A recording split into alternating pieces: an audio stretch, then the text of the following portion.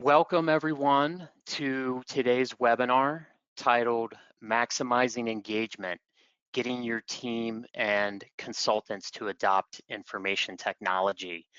I want to thank everyone for investing their time with us today. We had a lot of interest in today's webinar, which tells me this is a very top of mind topic, and it's obviously one that's very near and dear to us at ENFOS. For those of you that don't know me, my name is Michael Douglas. I'm Director of Accounts with ENFOS, and I will be today's host. So a couple of logistical items before we get going. Today's webinar is being recorded and will be sent to everyone within the next couple of days. All callers are muted by default, so we encourage you to please ask questions in the questions panel in the GoToWebinar control panel. And then time permitting, we'll answer as many questions as possible live at the end, and then we'll follow up through email with any that we do not get to. Next slide. So many of you today are already customers or users of ENFOS, but some of you are not. So I'll provide a very brief introduction. And if you're interested in continuing the conversation, my contact information will be on the last slide.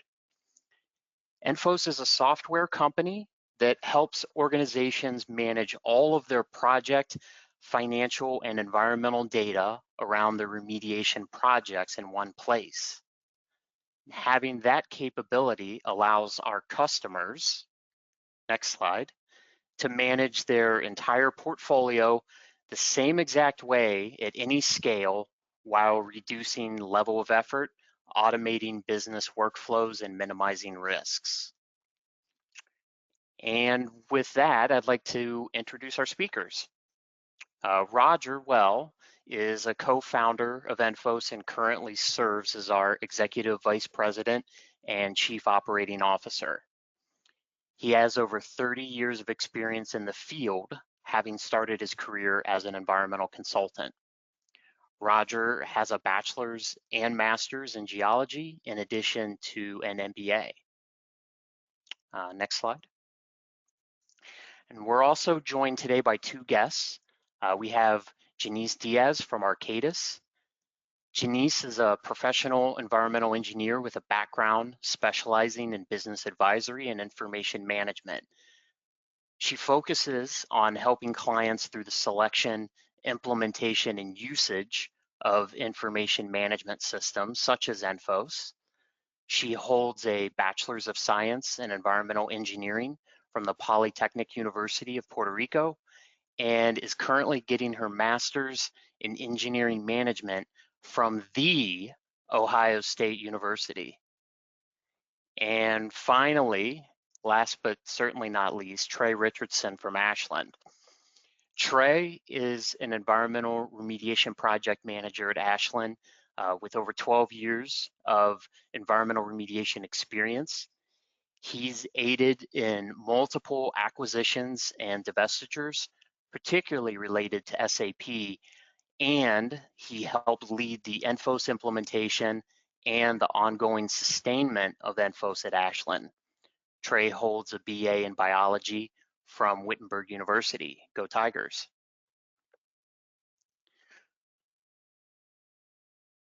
So I'll first go over what you can expect to learn today.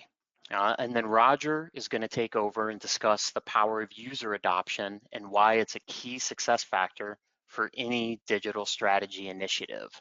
And then Janice and Trey will provide their perspectives to the primary stakeholder groups, the owner and the consultant. And then finally, Roger will summarize with some key takeaways.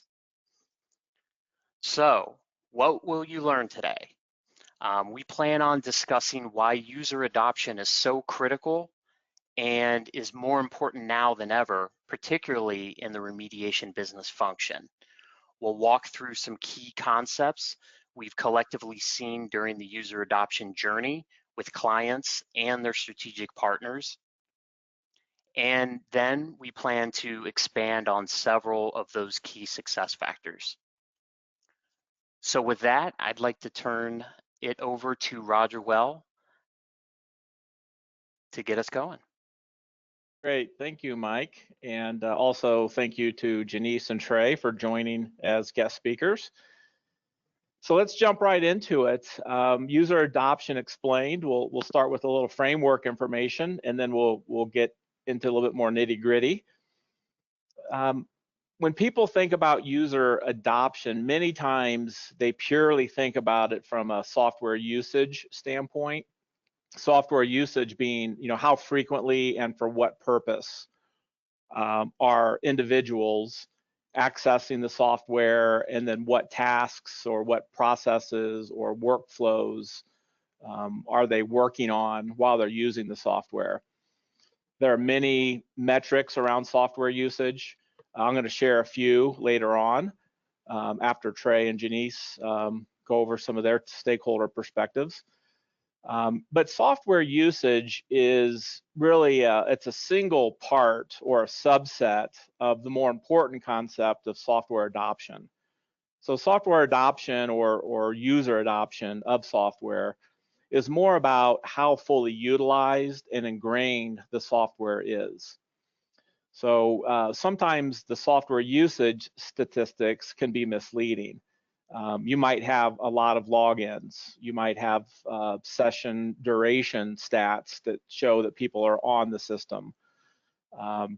You certainly are going to know what pages and what workflows are being managed. And again, that is very important. However, utilizing the software to its full value is a higher level engagement and also a challenge. So we're going to talk a lot about that today. From a technology standpoint, there are really two primary disciplines around user adoption: usability engineering and organizational change management. So the engineers and the human resource professionals get to do all the work, right? Well, not quite, but usability engineering, I will have a slide or two to talk about that. As a software developer, this is certainly our role to do the usability engineering. You'll hear terms like user experience. They get used in this usability engineering, but it is even deeper than that. Organizational change management then involves how do organizations adopt the software that's being put in place to serve specific purposes.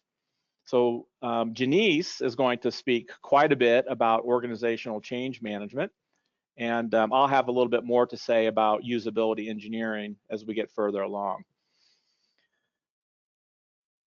But before I hand it over to Janice to talk about organizational change management, I want to continue to talk about the relevance and importance of user adoption.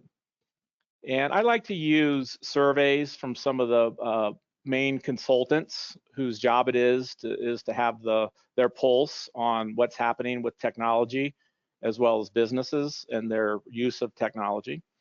So McKinsey, about a year and a half ago, did a global survey around organizational change management. And what they found was that over half of all large-scale change programs are now digital. And you'll hear those talked about in different ways: digital transformation, enterprise software deployment, and so on.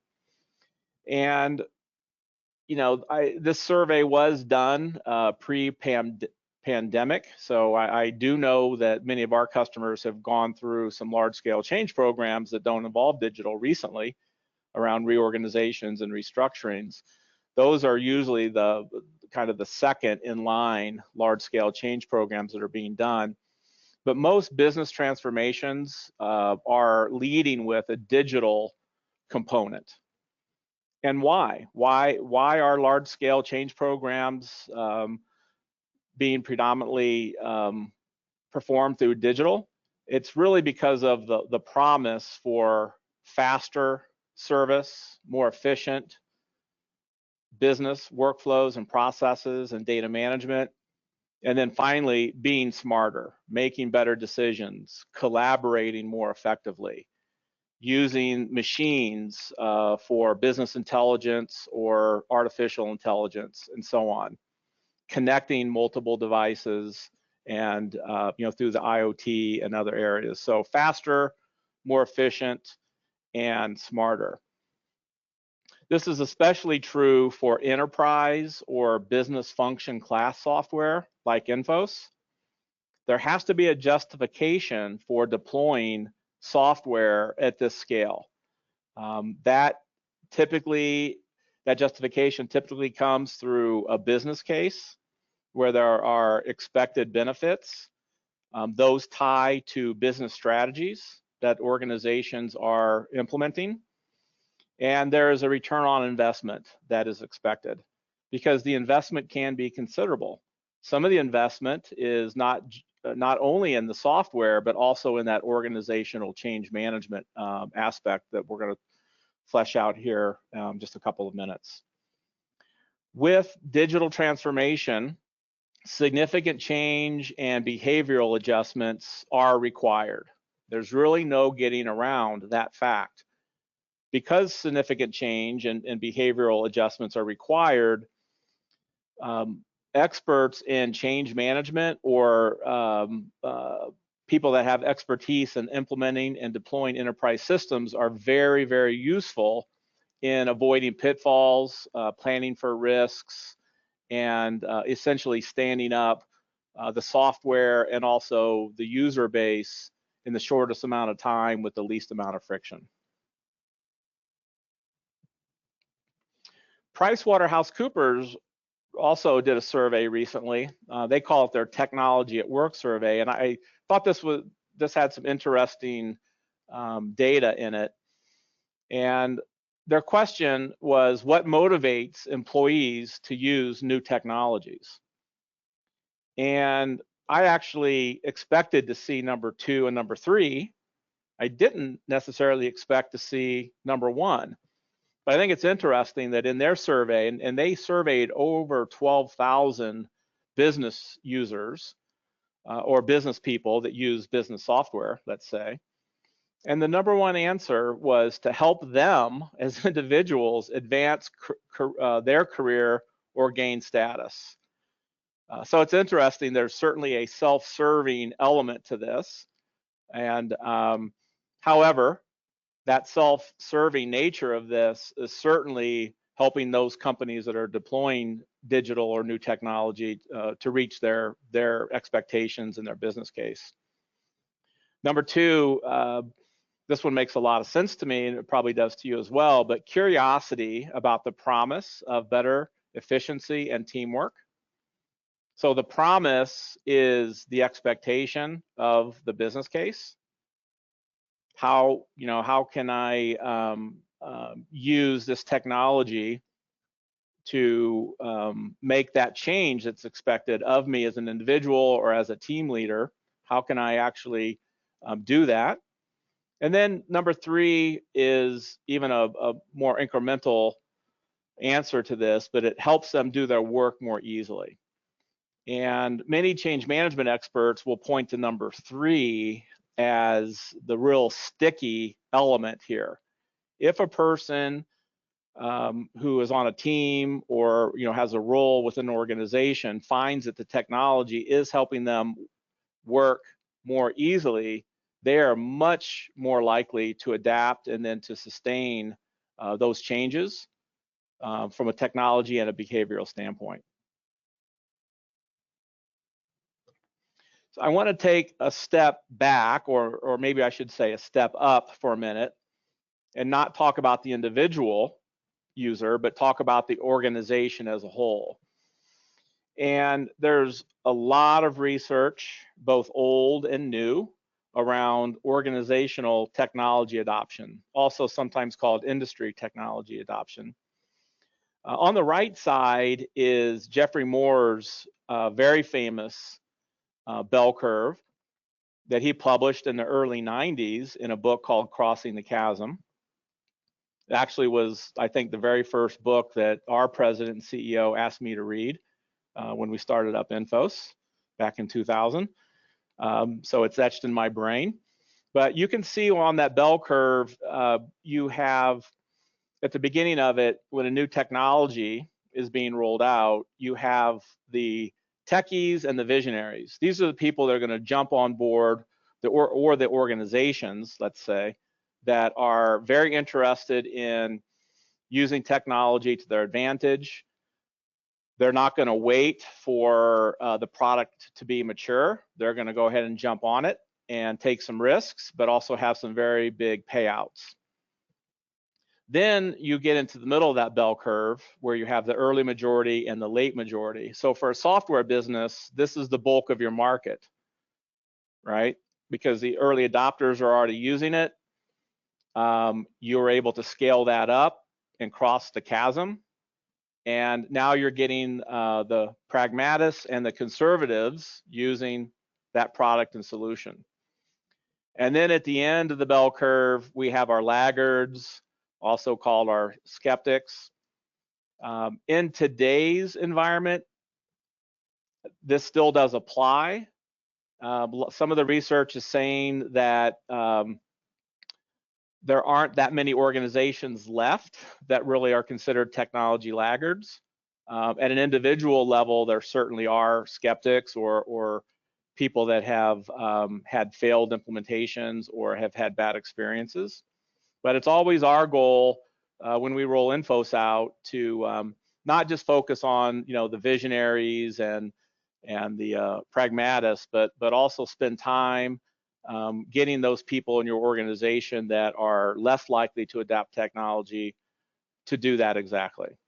So that's a really good reference.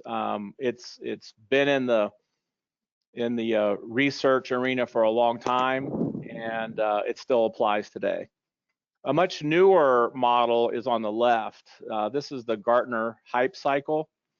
Gartner produces this for a service for classes of technology as well as individual technology platforms. And basically what they're saying here is that as new technology begins, there's a trigger. There's a lot of hype and a lot of buzz. There's high levels of expectations. Some technology companies or organizations that attempt to roll those out fail and they drop off the curve. Others will continue to grind it out, and they'll find that large-scale change management is difficult, so they'll kind of reach this trough of delusionment. There also can be flaws or bugs or incomplete software functionality. But as that product and technology matures, then we reach what they call the slope of enlightenment and eventually a plateau of productivity. And these curves vary from technology to technology.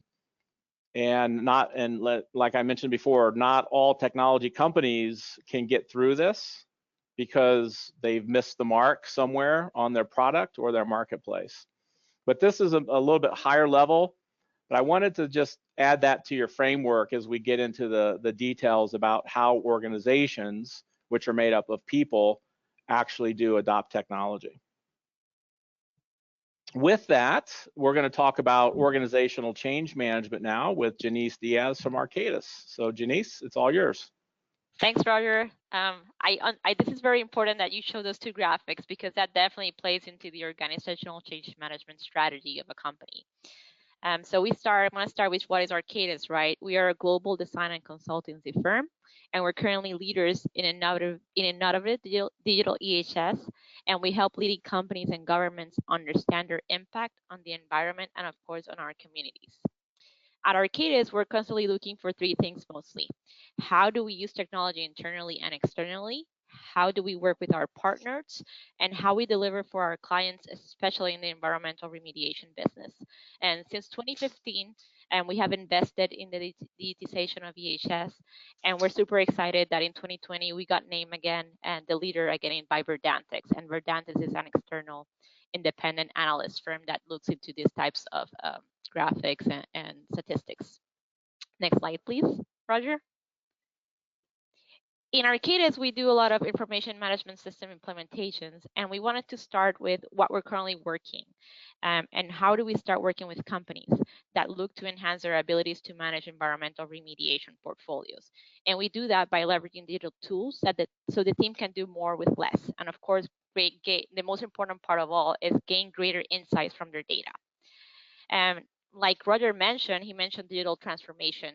And we're looking nowadays that a lot of companies are using this word digital transformation. But before we move forward with the digital transformation, we like to look back at this digital roadmap and where do they fit, for example. And we ask 3 questions. Where do you want to be in a year? Where do you want to be in 5 years? And understand that this is a process that is important to apply change management into the overall process. And from our experiences, and when we get involved, we have seen that companies still manage spreadsheets and do manual calculations. And for example, depending where you fit on the roadmap, we then analyze and suggest the best option to move forward. An example will be to these companies that still managing spreadsheets, then we suggest in investing in a software like ENFOS. And it's important to highlight the word investing because it's an investment not only in your company but also in your users. And so the digital roadmap is important to increase performance and decision making in a company. Next slide. In Arcadis, we have developed a best practice for ENFOS implementations. And a successful program is important to ensure user adoption and make sure needs are met. We have a proven program, and you can see it in the screen, where we help our clients through their program address the people, the process, and the technology aspects. And you can see in the first 3 strategy and governance, process alignment, and requirement selection, those 3 things, we have seen that those are what people skip the most.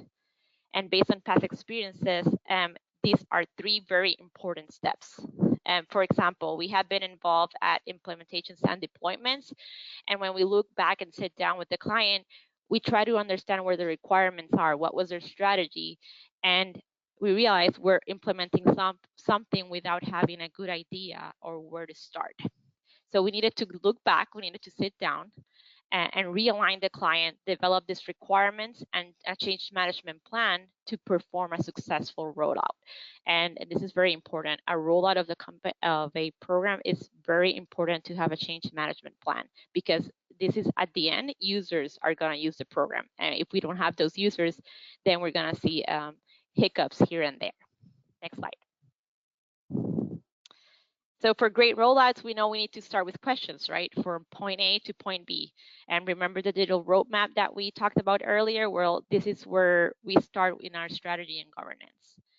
An example that I have is we have done re-rollouts of companies, right? Basically, they rolled out their system and they didn't have requirements. And then they see why are users not using our software? And then we look back and we try to say, what are your requirements? And they don't have some. So at the end of the day, we want to know, we want to compare what requirements were met, what weren't.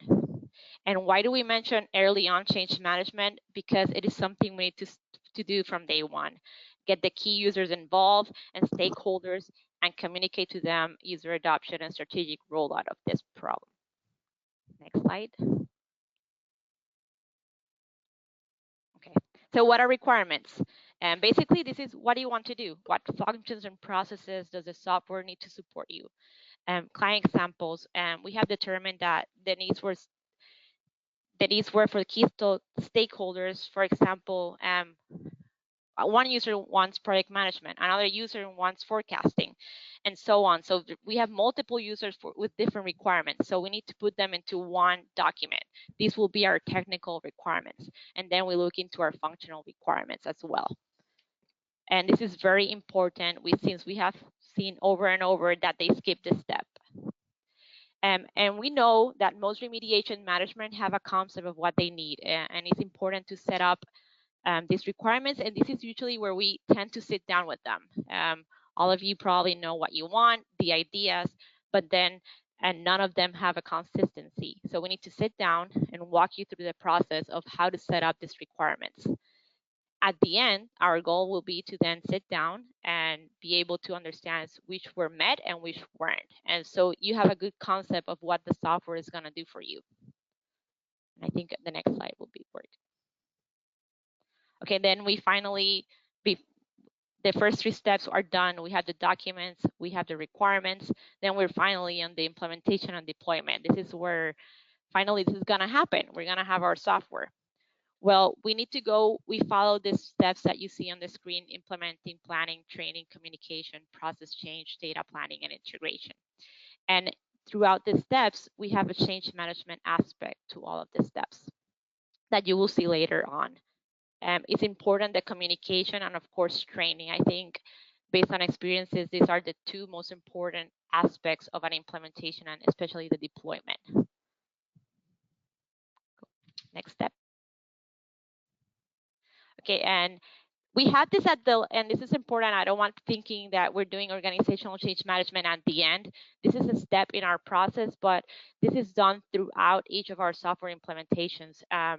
But like we mentioned, from day 1, we start with a change management plan. We do a risk assessment and what our communications will be, what is the training. And let's face it, like the chasm graphic that Roger showed, we have people that are tech savvy, we have these people that aren't tech savvy, and we need to have that training plan for everybody. Not everybody is the same, so we need to know how to address each of one of them. And this is part that this rolls out into that strategy of organizational change management. And at the end, the next slide, we want to make sure we're planning, we're executing, and we're reinforcing our strategy, and that to ensure the user adoption is met. Like I mentioned previously, softwares are being used by users. So we want to make sure those users understand that the requirements are met. And if the requirements aren't met, then what can we do next steps about it? And everything needs to be rolled out in a strategy. Thank you. All right, Trey Richardson from Ashland is going to talk a little bit about their implementation of ENFOS and how that went. So it's all yours, Trey. Thanks, Roger. Thanks, Janice. A lot of good stuff right there. So I'm going to talk about how we maximize user adaptation at Ashland. There's 4 big things we looked at when we were going forward with everything. We wanted to figure out what the current status quo was.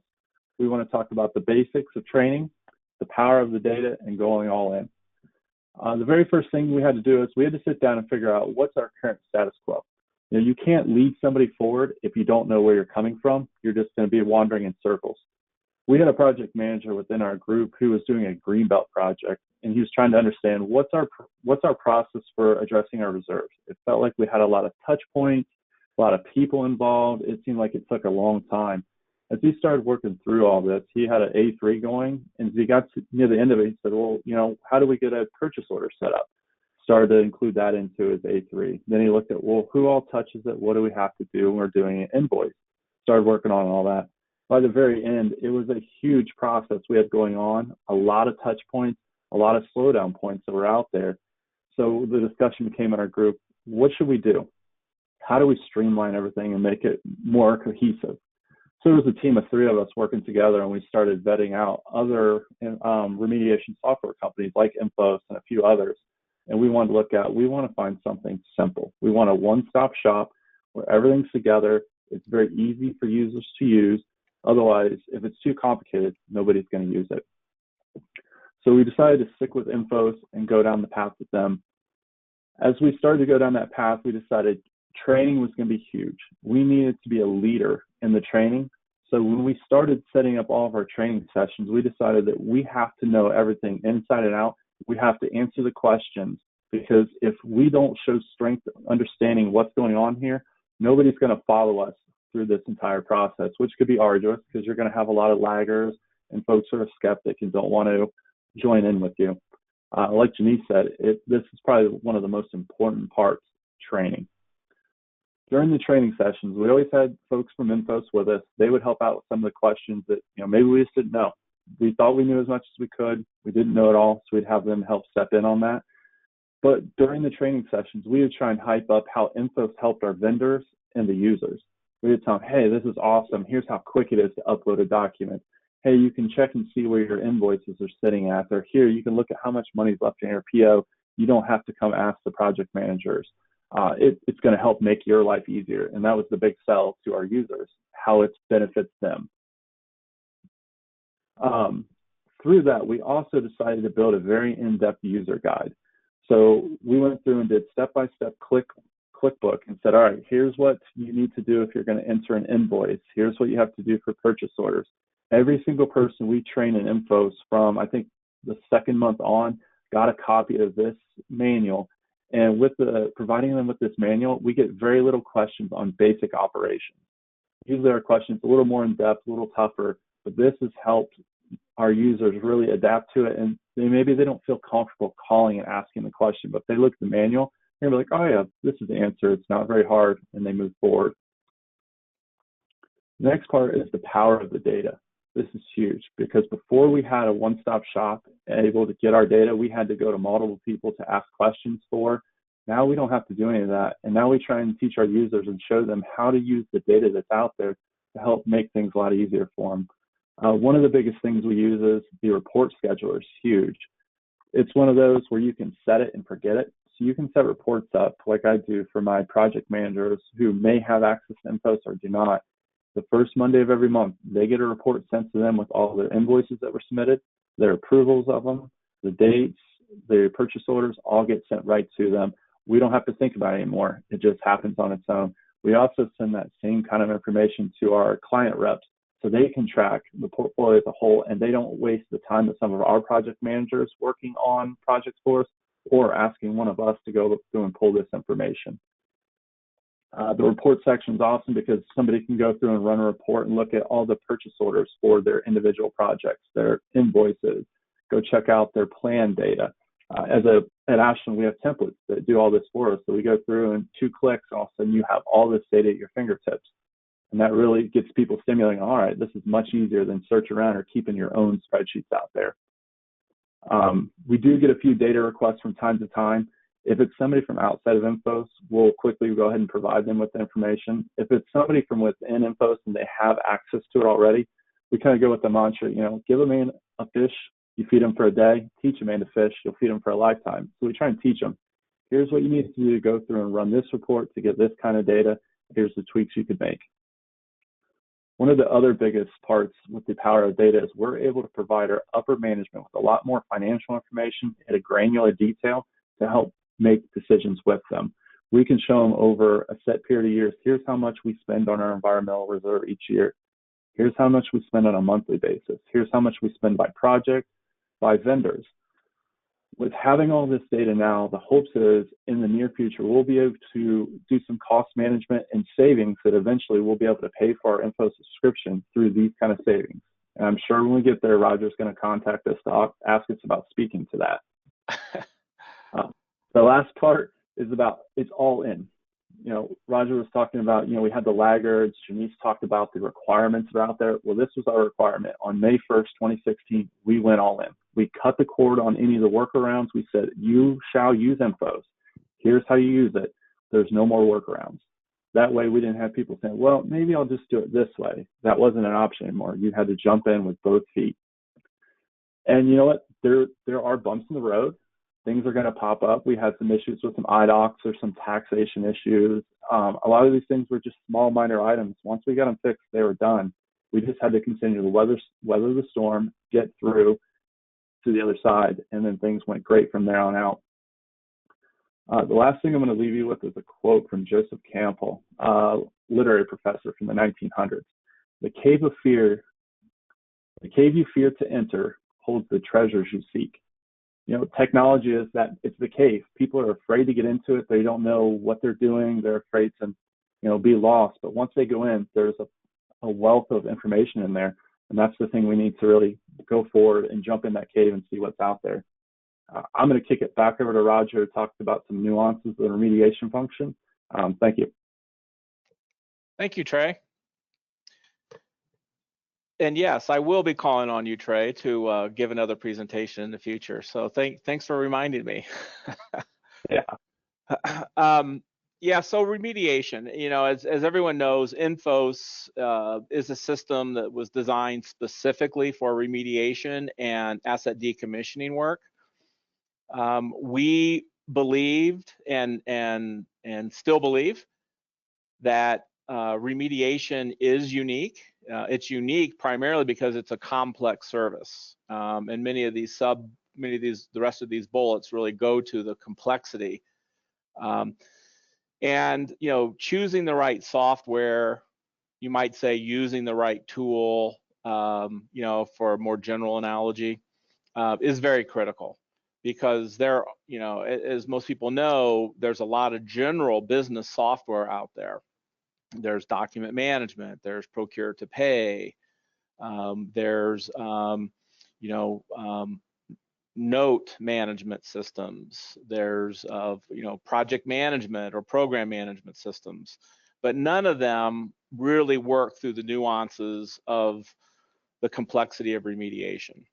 With remediation, we have many professional disciplines. Now, as a technology company, those end up becoming user roles, but from the remediation function, we're talking about scientists, engineers, technicians, GIS or graphic specialists, accountants, cost estimators, billers, executives, and regional managers. So the list goes on and on. There's many disciplines involved when it comes to remediation. So the system, if it's going to be useful for that full business function, needs to be able to manage those types of user roles. Many use cases. What this really means in layman's terms is there are a lot of different processes. Those processes are made up of one or more workflows, and there's a large, diverse set of data types or data categories, from real estate and property information to general project management information to financial data, and there's a broad range of financial data, starting with forecasting and budgeting and managing those changes through time. There's the last bullet there says this is an outsourced business model, but because of that, we have proposals and cost estimates from environmental suppliers to get work authorized. Then you have the work getting done and the work being invoiced. And as many of you have heard me say before, the invoice really serves two masters. It's a transactional requirement so that the suppliers can get paid for the work that they're contracted to do, but it also contains the project management level of detail to manage a project effectively, right? The scope, schedule, budget, and deliverable aspect of projects. Well, in the invoice, you get both scope for services completed as well as cost associated with the budget. So the invoice is a container that really is a project management document in addition to a transaction for a purchase order payment. Remediation has extremely long life cycles with many key decision points along the way. So we always talk about phases of work from the very beginning of site characterization all the way through closure, O&M and closure. Very critical stage gates or decision points after feasibility study during remedial design. Once remedial actions are taking place, there are risks associated with that. Did we get the right technology? Is it working? What did we miss? What do we need to do? Those have scope impacts as well as cost and timing impacts as well. So it's very unique that way. It's not a construction project. It's not a maintenance project. It's not a capital project. It has some elements of all of those. But these are very long-term projects that need a very serious audit trail. They need strong change management along the way. How did we get to this place? And the ability to piece that together and then continue to make good decisions. The other interesting thing when we talk about user adoption when it comes to remediation, I don't have it on this slide, but if you think about these extreme long project life cycles, even from my personal experience, I started working on remediation projects in the 80s, And I know for a fact that many of those projects are still active. So, we have people with 4 and 5 decades of remediation experience that now a system like ENFOS comes along and says, you're going to do your work in this platform. And a lot of these people have been doing their jobs a certain way for 30 plus years. That's part of the change management, right? Now, some of those folks end up being some of the best users of our software. Others, not so much, right? There's no broad brush, but you do have to think about that in terms of change management in your organization. A lot of the executives in charge of the remediation function have been in the business for a very, very long time. Selecting an enterprise system for their business function, like ENFOS, might be a once in a career decision. So it is no small decision. You want to get it right. So I wanted just to point out some of those areas that I really call the nuances of remediation in terms of software and technology. There's also a whole area of interest taking place in the field, right? We've been doing remote monitoring for a long time, but the technology is catching up, and the Internet of Things is changing that dynamic as well in many places. So I mentioned usability engineering early on. I won't spend too much of this time because our audience is not software developers, but I wanted to get this in because this is a very important part of how successful a software can be at being adopted. And that's what we do. We really determine the user experience, and we rely on our users to tell us where we get it right and where we get it wrong. We need to know where we have it wrong so that we can improve it. And that's one of the advantages of a commercial software company. They're going to listen to their customers, they're going to prioritize, and they're going to make those changes. And ENFOS does quarterly software updates. So 4 times a year, we're able to get in new features and enhancements. Many of those are just around the user experience. But for the UX, you're really talking about the why, the what, and the how. And with the remediation expertise that we have, that ties this all together. I won't spend too much time on these, but the why are the motivations and the values and the views of the software developer. So ENFOS has held steady from day one, and it's over 20 years now, that our software is for the remediation and decommissioning business functions.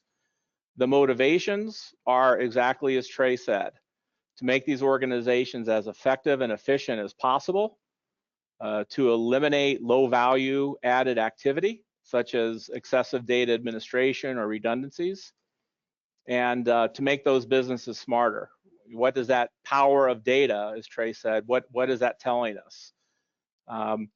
Our view always has been that the data in context with site and project data, financial data, and environmental data, putting that all together in a single application is the value that we have, because we believe that that contextual aspect of the data makes the organization smarter. The what is the software modules and the functionality and the features, and then the how gets into the accessibility and the aesthetics. So the user interfaces, interfaces with other systems, and so on. I've got a couple software usage or user analytics that I want to point out here. One of the main reasons that I'm showing these isn't to really drill down into the data, but it's to let our customers know who are on this call that you have access to your software usage, whether you know it or not. You can contact Tori Behrens, who's our Director of Customer Success, if you would like to see some of your own user analytics. And there are many. What you're looking at here is just one of many. This is a page view analytic in our site module. So we have submodules like action items, site summary and project summary, work activities, project manager desktop, maps, and address book. So we can quickly see in any given time period what pages and what functions users are using the most. Many times the results of these are exactly as what we would expect, right? Other times, not so much. So I can tell you on this chart, two things pop out at me. One is the action items in ENFOS receive an incredible amount of page views. I would expect that, and because of that, we're very interested in expanding the functionality of the action items in ENFOS.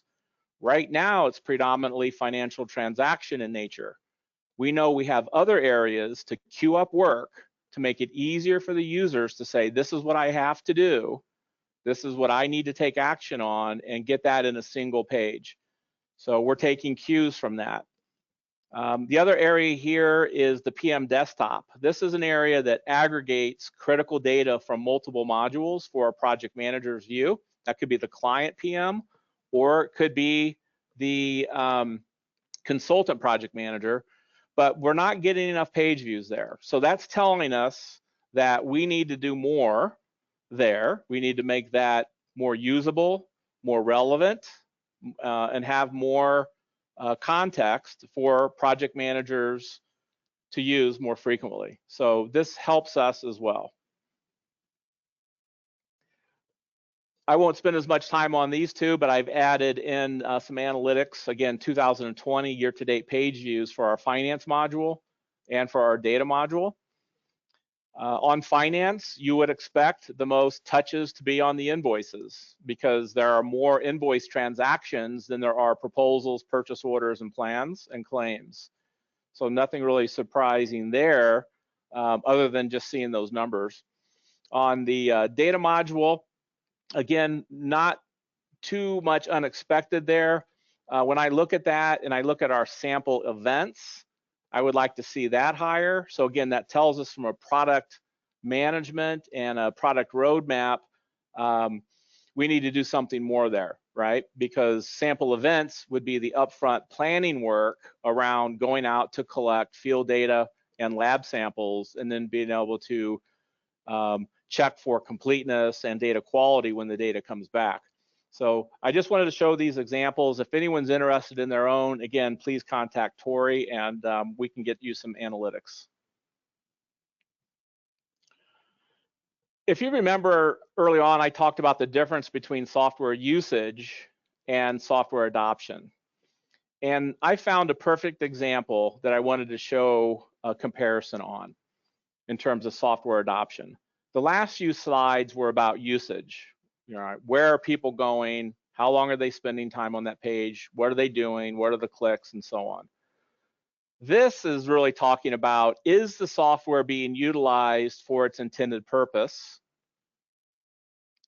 The intended purpose is designed to create value and benefit. So the top example is a cost estimate that came from a environmental consultant that got reviewed and approved by the client project manager. It was for some site investigation, and it was $129,000, $129,450,000. One line of detail. So this is a case where both the consultant and the project manager, the client, knew they needed to get a proposal in, get it approved so that the work could get started and invoiced. However, there's no granularity there, right? It says investigation, one row of data. To contrast that with the table below, this is the same exact project, 129, 450,000, with some detail at the task level. So now this is broken up into project management, well permitting, mobilization, drilling oversight, drilling sub, soil, groundwater analytical, some data analysis, and a report. Start date, end dates, work phases and activities, and costs. Now, there's even more detail underneath this that you don't see because I didn't have enough room on the screen, but that is the level of effort by labor category: project manager, hydrogeologist, senior engineer, and so on. So you tell me which one of these gives you more granularity, more visibility, and more information to actually track and manage and control this project. And it's pretty easy to understand which one does. So this gets into software adoption at a more advanced level. Use the software to build and develop your business competencies around project management and project controls. Don't just let the minimum viable usage be acceptable, which is at the very top. Just a couple more slides and we'll answer some questions. I want to let everyone know about ENFOS resources that are available to you, to all of our customers, to help increase user adoption within your organization. We have a website, it's enfos.com. We have a blog, we have success stories, and we have a lot of other content on there. So if you're really looking to understand what your peers are doing or what other industries are doing, success stories from companies or governmental entities that have rolled ENFOS out, they're on the website. It's a great resource. Our sales team and our workshop or our business capability assessment is another major resource for us. The business capability assessment is what Trey talked about when they were looking at their as is and then deciding where do we want to go. And the business capability assessment is a methodology that ENFOS deploys with company or organizations that are evaluating some kind of digital change for their remediation and decommissioning programs. Again, a major resource in helping build that business case that then you're going to use to communicate and sell those benefits to your user base for adoption. Proof of value study and small scale implementations, software implementation and partners. So as you guys saw from Janice's slides, Arcadis is an implementation partner. They can work for us, we can work for them, but that's an example of really understanding all of the business requirements, the linkage to your business strategies, planning for change management, as Janice said, and then executing that flawlessly, but knowing that you may need to pivot and be agile as part of your change management. Training programs, system documentation, webinars like this, and videos. So everyone that has an ENFOS user account can log in, and if your preferences are set for our standard landing page, you'll see the list of all of our videos and webinars that you can click on and get training support and other information about ENFOS.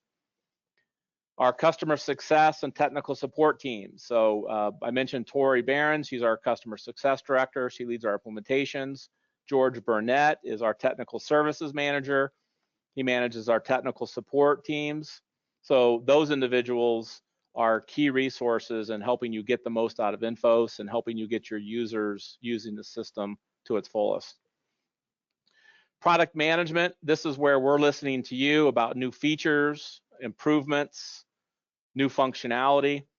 And as I mentioned before, we do quarterly software updates for those new features and enhancements. So please keep these in mind as you continue your journey with ENFOS.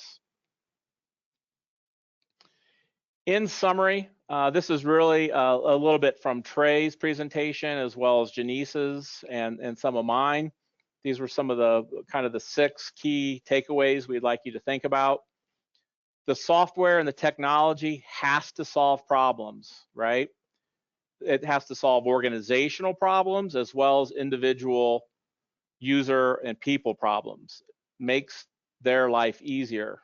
What's in it for me type aspect. Choose the right product, right? For remediation, we believe that to be ENFOS because of the complexity and the nuances that we've talked about. Sell the benefits to your teams and to your consultants. Part of that is communication. That's doing a business case, linking it to your strategy, and so on. And also understanding the timeline and the expectations of achieving that business case. It doesn't happen overnight, right? It just doesn't. And making sure that your teams understand that, why the hard work that they're doing, why the change behaviors that they're doing are worth it, because it'll eventually get to their individual and then for your organization's benefit. Leadership, probably hang a star on that one, right? Without leadership, it does not happen. So Trey and other folks at Ashland took on leadership role. We see that with our most successful customer implementations. There were strong leaders. Those leaders all had different tools and different tactics. Almost all of them, though, talked about solving problems, why ENFOS was the right product, and what the benefits were. Now, others got a little more creative. Some of them made games out of it, or they created incentives, or they implemented ENFOS in a way that led to higher adoption and then vendor performance management. So there's a lot of very unique ways to make leadership happen. And I'll say one other thing. I also believe that our most successful customers, the leaders, have been involved from day one. Many times they're in every single planning meeting that we have had. Before we had our travel ban, I would be sitting in conference rooms and an executive from EH&S or the vice president of remediation or the director would be in that room with their team, sleeves rolled up, understanding and digging in deep. Those are for sure our most successful implementations. When the leaders are absent and they're not there, you're creating some challenges for yourself. Engage your people. We've talked a lot about that, getting people to buy in. That includes not only your team, but also your key consultants. And then implement with agility. This really means being able to adapt, having that change management plan in place, pivoting from time to time based on your business conditions or other factors. So we hope that you take some of these key takeaways seriously, and again, feel free to reach out to us to talk more about those.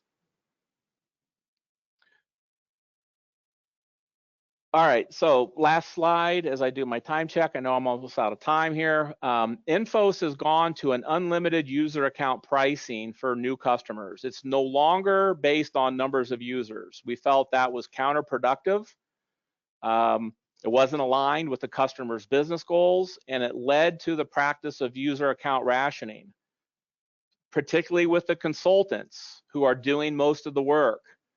So if you're an existing customer and you want to switch over to an unlimited user account pricing model, let me know, or Mike Douglas know that, and we will work with you on that.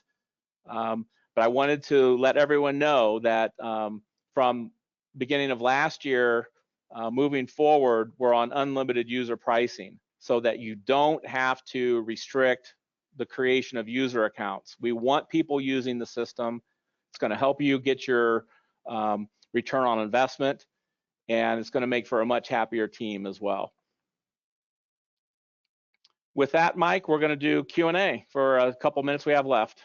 Yep, sounds good. And there have been some questions coming in. While I'm going over a couple of these, if you have additionals, please put them in the questions or the chat tab, and we would probably follow up with those through email. But one of the questions is, we have a lot of internal documentation. Where is a good place to store this within ENFOS? Yes, in community documents, that would be the perfect place. So you have a community document so that all of your users, and especially if you have unlimited users now, they can go to community documents. They're not site specific, so there's no access control or no security concerns. Community documents is a perfect place for SOPs, job aids, training documentation, and so on. Yeah, and so Trey, if not to put you on the spot, but would you mind, you mentioned the supplemental training material was a key success factor for Ashland. Would you mind talking about that a little bit? What you guys decided to do there? Yes, certainly.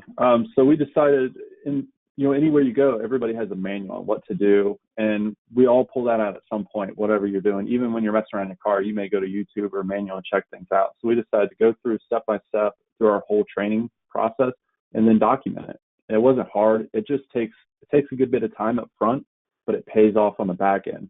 So we just went through each step. We took screenshots, put little notes to the side of it, and I think that really helped out on everything there. One thing to add with Roger talking about the community documents, we put stuff out there, and we also have things where we only want certain groups to see, and we use a password on those documents to lock them down, so you don't have to worry about anybody and everybody getting in there and taking a look at stuff. Yep, perfect. We've had a couple questions asking about the recording. So this webinar has been recorded, and you're going to automatically get an email within the next couple of days with the recording and the slides. We're at time.